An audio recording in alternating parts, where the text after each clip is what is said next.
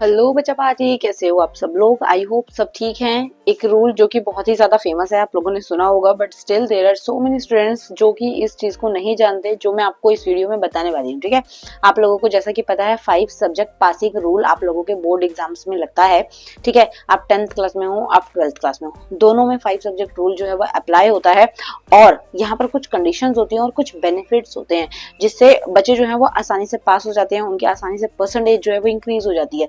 So what are those benefits, तो उनके बारे में इस वीडियो में मैं आपको बताने वाली हूँ। ध्यान से वीडियो को सुनना, ओके। बिकॉज बहुत सारे स्टूडेंट्स जो है वो प्रीवियस वीडियोस नहीं देखते, just they are doing comments and comments again and again कि मैम इतने मार्क्स आ रहे हैं तो क्या पास हो जाएंगे, इतने मार्क्स आ रहे हैं तो क्या सब्जेक्ट हमारा चेंज हो जाएगा, इतने मार्क्स पर क्या हमें बेनिफिट मिल जाएगा, या फिर इतने सब्जेक्ट के ऊपर कंपार्टमेंट आएगी या नहीं आएगी। वो सारी चीजें बच्चे जो है उसमें लेके बहुत कंफ्यूज हैं। So I'm clearing all your doubt, ठीक है, in this video। सबसे मेन चीज, first of all 5 subject rule क्या होता है। 5 सब्जेक्ट का मतलब नाम से ही पता लग रहा है 5 सब्जेक्ट्स का रूल। ठीक है, यहाँ पर आपके पास कंडीशन ये है कि आपके पास 6 सब्जेक्ट्स होने चाहिए। आप 10th क्लास में हो, 12th क्लास में, अगर आपके पास 6 सब्जेक्ट्स हैं तो वहां पर आप 5 सब्जेक्ट रूल जो है वो लगाकर आराम से पास हो सकते हो, बहुत बढ़िया स्कोर कर सकते हो। इसका बेनिफिट क्या होता है मैम? इसका बेनिफिट ये होता है बच्चा कि आपको 6 सब्जेक्ट जो है, छठा सब्जेक्ट जो है वो एडिशनल होता है। एडिशनल सब्जेक्ट वो होता है जिसके जो एक चूजन सब्जेक्ट होता है। ठीक है, मतलब कि एक्स्ट्रा में हमने ले रखा होता है। जैसे 10th की मैं बात करूं, Hindi, English, science, SST, maths, ये सब्जेक्ट्स आपके मेजर सब्जेक्ट्स हैं। बट एक सब्जेक्ट्स लाइक संस्कृत हो गया, ड्राइंग हो गया, म्यूजिक हो गया, उर्दू हो गया, पंजाबी हो गया, फिजिकल एजुकेशन हो गया, these all are extra subjects, okay, जिनको हम एडिशनल सब्जेक्ट बोलते हैं। तो वो सब्जेक्ट जो है वो इसलिए होता है ताकि आप मेजर सब्जेक्ट में से किसी में अगर बेकार स्कोर कर लेते हैं तो आपके मार्क्स उस एडिशनल सब्जेक्ट से रिप्लेस होकर आपको अच्छा स्कोर कर दिया जाएगा, आपको पास आउट कर दिया जाएगा। ओके, आसान भाषा में अगर मैं आपको एग्जाम्पल के साथ बताऊं तो यहाँ पर सिंपल सी चीज है।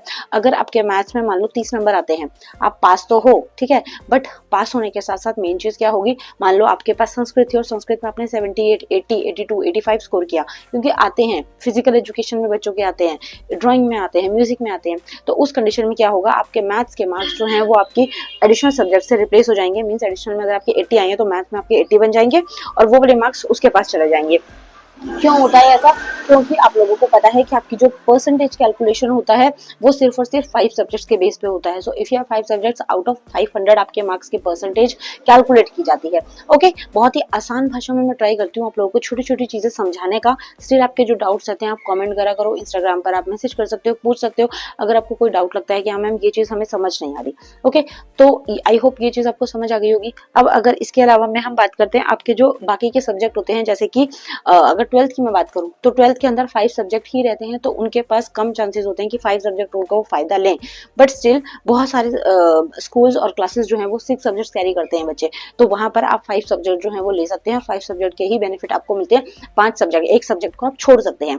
ओके, बट कहां पर लॉस होता है? लॉस वहां पर होता है, मान लो कोई पीसीएम स्टूडेंट है, ओके, नॉन मेडिकल स्टूडेंट है और फिजिक्स, केमिस्ट्री, मैथ्स तो उसके मेजर सब्जेक्ट हैं, तो बच्चों को ये रहता है कि मैम हमारे मार्क्स रिप्लेस हो जाएंगे क्या अगर 6 सब्जेक्ट हैं तो ये सबके मार्क्स तो रिप्लेस हो जाएंगे, बट आपको वो वाला पेपर आगे जाके देना पड़ेगा। आप कंपार्टमेंट के थ्रू वो वाला पेपर दे सकते हैं, क्योंकि आपको आगे जाके जब कॉलेज में जाओगे तो आपको वही सब्जेक्ट लेना है, because your field, your stream is PCM. So physics, chemistry, maths are major subjects. तो उस कंडीशन में आपके सब्जेक्ट्स जो हैं वो अगर आप फेल हो उसके अंदर तो वो माने नहीं जाते, आपको एडमिशन नहीं मिलता, या फिर आप वो स्ट्रीम ही नहीं ले पाते। तो इसलिए मोस्ट इंपॉर्टेंट चीज रहती है कि आपको जो मेन सब्जेक्ट्स हैं जिसमें आगे जाके आपको पढ़ना है, जो कोर्सेज आपको आगे जाके करने हैं, या जो स्ट्रीम आपको आगे जाकर लेनी है, और वही सब्जेक्ट में अगर आप फेल हो, so it is compulsory to pass that subject. Okay, अब पास कब कर सकते हैं? 5 सब्जेक्ट के अंदर अगर आप मान लो कि एडिशनल सब्जेक्ट के बेनिफिट से पास हो जाते हैं, बट आपको रहता है कि ये जो एक सब्जेक्ट था, लाइक मैं मैथ्स में फेल हो गया हूँ बट मुझे आगे जाके कॉमर्स विद मैथ्स लेना है या मुझे पीसीएम लेना है, तो आपको मैथ्स का पेपर पास करना ही पड़ेगा। और उसके लिए तरीका ये रहता है कि 1 या 1.5 महीने के बाद बोर्ड जो है वो आपको मौका देता है कि आप एडिशनल सब्जेक्ट के थ्रू वो वाला पेपर को पास आउट करें।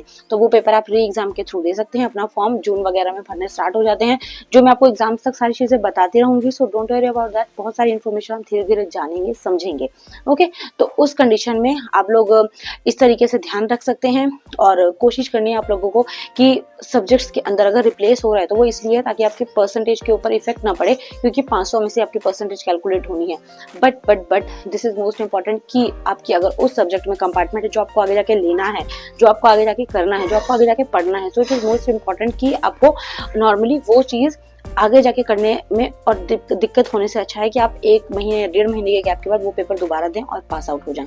ओके, जिससे आपको आगे जाके प्रॉब्लम नहीं होगी। एकदम जेन्युइन चीजें आप लोगों को बताती हूँ जो कोई नहीं बताता, जस्ट ऊपर ऊपर से सब बताते रहते हैं, बट रियलिटी कोई नहीं बताता और बच्चे आगे जाके परेशान होते हैं। तो आई डोंट वांट कि आप लोग परेशान हो आगे जाके, इसलिए सारी चीजें आपको बखूबी में धीरे धीरे बताती रहती हूँ, ठीक है।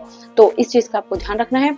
और 10th वाले 12th वाले CBSE HBSE कोई भी बोर्ड हो, सब में ये रूल अप्लाई होता है। तो मुझे कमेंट करके मत पूछना कि मैम ये ऐसे ये ऐसे ये वैसे ये वैसे ये इसमें होगा उसमें होगा, ठीक है। पासिंग मार्क्स के लिए भी मैंने वीडियो बना दी है ऑलरेडी, स्टिल मैं एक वीडियो जो है आप लोगों के लिए लेके आऊंगी जल्दी। ओके, तब तक के लिए नेक्स्ट वीडियो में मिलते हैं। अगर वीडियो पसंद आए तो वीडियो को लाइक करना, चैनल पर फर्स्ट टाइम आए हैं और बहुत सारे आपके दिमाग में डाउट्स रहते हो, गाइडेंस चाहिए हो, तो चैनल को सब्सक्राइब करना और कमेंट्स करते रहना, मैं रिस्पॉन्स देती रहूंगी, ठीक है। See you in next video, thank you so much for watching.